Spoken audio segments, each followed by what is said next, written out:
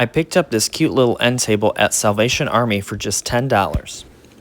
It had some scratch marks and the veneer was rubbing away in a couple areas. I started by sanding it down to its original woodwork and then cleaning it really well with White Lightning. For the base coat, I'm using Thicket, which is one of the new ones from Dixie Belle's Southern Roots collection. After adding 2 layers of Bond Emboss, I painted the entire thing in Thicket.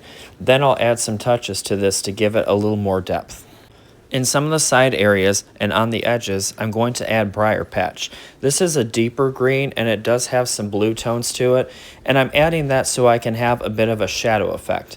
I don't want it to be strong, I want it to be subtle. On the top, I'm adding Ecru, and this is one of the newer creams from Dixie Belle.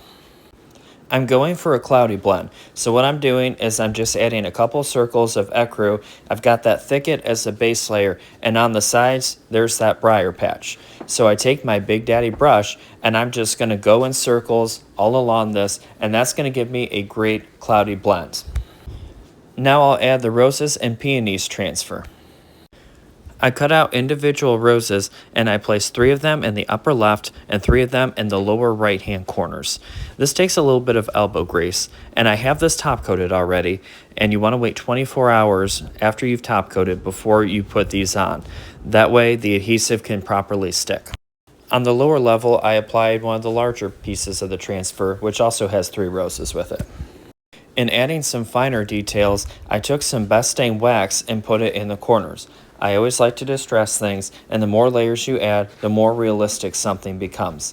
So I added some of that Best Stain wax and I wiped it away, because I don't want a huge amount, I just want enough to where it's a tad dirty.